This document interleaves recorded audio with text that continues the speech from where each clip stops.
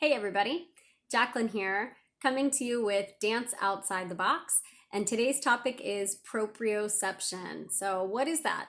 Well, proprioception we often think about as dancers as our sixth sense. So it is actually understanding how our body exists in the space and how it feels moving. So we explore that with three rather broad age groupings. We know in our studio we separate by developmental age grouping in 1 or 2 ages per grouping. But when we talk about large curriculum goals like proprioception, we break them down into broader age groupings. So for example, our early childhood would be considered ages 3 through about 7 and 8. Our transition is considered about 8 turning 9 through about 12. And then our teens is, of course, age 12 and our children that are getting ready to graduate from high school. So as we implement curriculum goals, we keep in mind that my oldest students have a little more earthly experience and they're a little braver in the classroom than our littlest ones, who are braver but in a different way. They don't have quite the life experience that our big kids have. So how do we test proprioception? Well, first of all, we know that we can practice and improve our proprioception by exposing our body to different conditions that test our balance, that test our understanding of surfaces, and we can do that differently in each of those three broad groupings. So for our early childhood, we'll call them our little guys. Those littles will explore things that might look like play to you and me.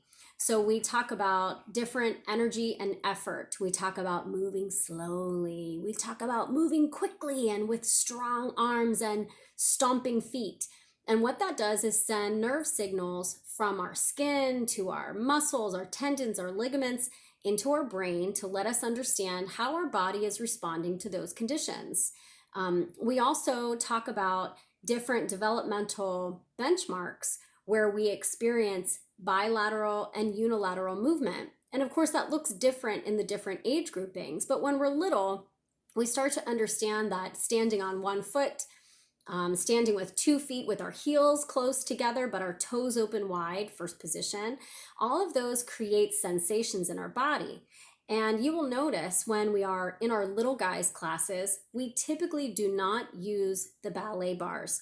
We will practice balancing in the center floor because it trains our bodies to use our muscles, our skeleton for not just proper alignment, but an understanding of where our bodies are and how they exist in the space.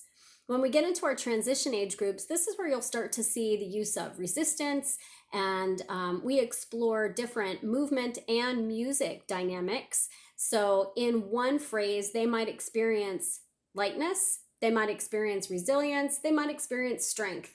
And we can experience and discover different movements in each of those. For example, strength might be a grand plie or an arabesque en releve.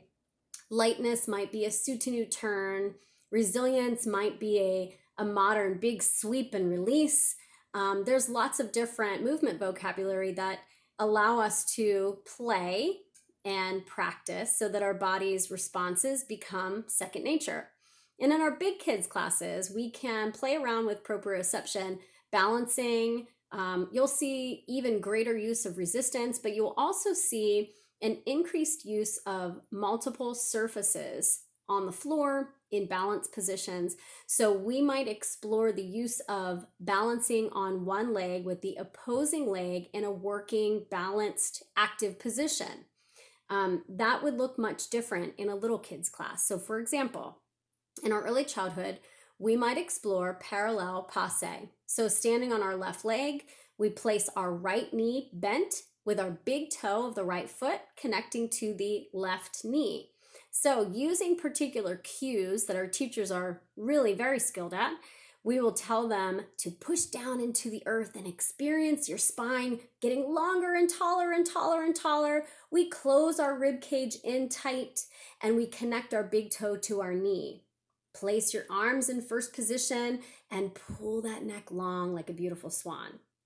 So using all of those cues, our brain has told our body to create length, to create some resistance, to actually touch and connect different parts of our body.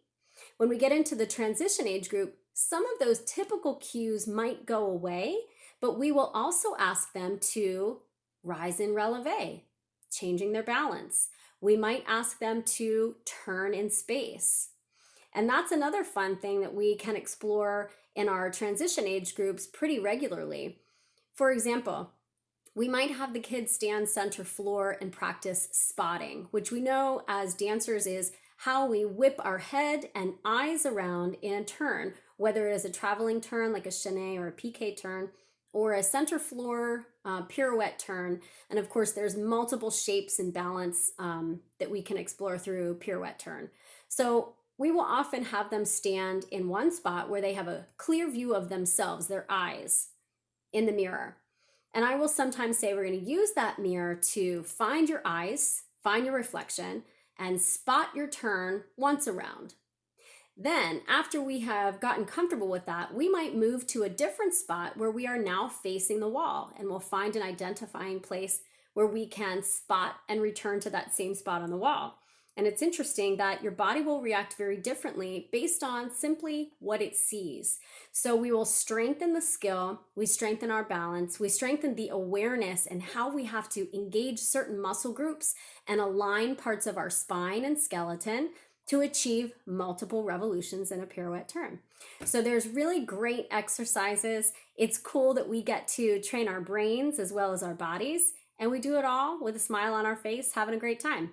You'll see some examples in the video next.